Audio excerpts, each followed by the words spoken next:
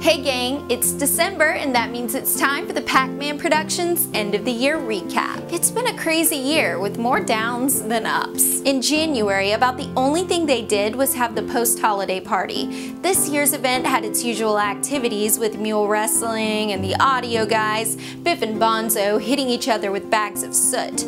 They really know how to have a good time. The fun ended when Big Bertha, the HR director, came in and started smacking people with her umbrella. She was fired on the spot. The Packman hates a party pooper. The real adventure started in February. The crew had a big shoot in Chicago, but the Packman forgot to book a return flight. He found a helicopter pilot who agreed to bring them home. The problem was there wasn't enough room in the copter for everyone. They drew straws and the client lost. Packman felt bad for him, but since he'd already yelled shotgun, there wasn't anything he could do. Despite the winter cold, the client was able to hang on. It helped that his fingers were caught in the door. On the bright side, once they landed, the client got to be the first one off. In March, the team spent a week shooting a video for an alarm clock company. The crew showed up late every day. Packman loved the irony of the situation, but the client wasn't thrilled with their tardiness or the final video.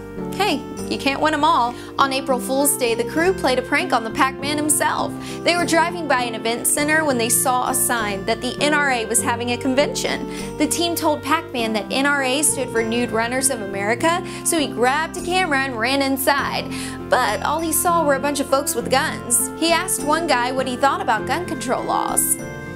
I guess he wasn't in favor of it. The Packman didn't mind. He figured it was about time to buy a new camera anyway. In May, because business had been really slow, the Packman decided they needed to find another way to make money. He went to an exotic pet store and looked through the clearance rack where he found Hump, the Wonder Camel. He brought Hump back to the office and started offering camel rides for $1.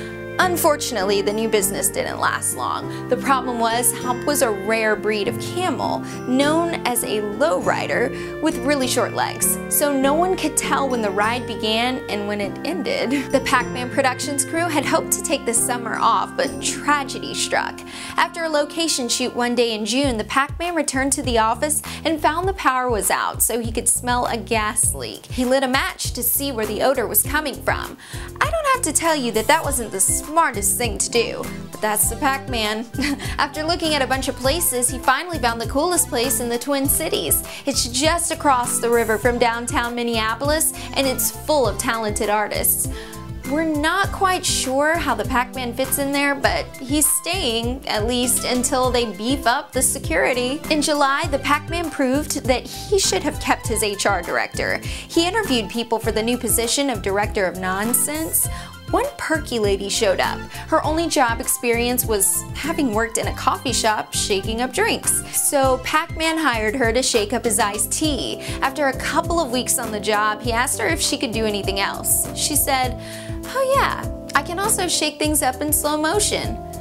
What a talent. The team spent August on vacation. Packman used the month trying to teach his dog to bring him ice cream. It wasn't working, mostly because Knucklehead had gotten into the superglue and was stuck to the floor. So the Packman programmed his robot to be the delivery boy. In September, the only notable event was a big shoot in western Minnesota. The crew brought all the equipment, except the camera. Packman had to drive back and retrieve it, which meant a lot of downtime. Fortunately, the crew knows how to make good use of downtime. They also know the importance of staying hydrated when a shoot goes into overtime.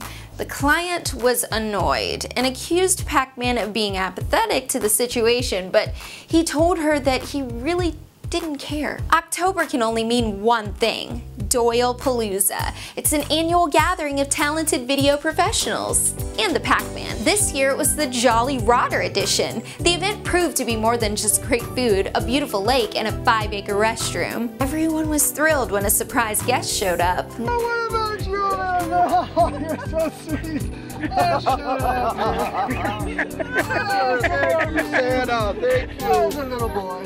Nothing says the The holidays are coming quite like Santa Claus showing up 2 months early, riding a 1960s bicycle and handing out peanuts one by one. The Packman crew spent most of November resting up from their half day of work in October. They did have one big shoot near the state capitol. Things were going great until the Packman caught One-Eyed Jack, the new cameraman, trying to stuff the client into a cannon. Unfortunately, the shoot, just like the client, proved to be a one-shot deal. And that brings us to December. The Packman crew always takes the month off because that's just how they roll. But if you need a marketing video, a TV commercial, or anything for the web, give Packman Productions a call. Despite their strange sense of humor, they're professional, affordable, and will make video work for you. In the meantime, they'd like to wish you a safe and happy holiday season.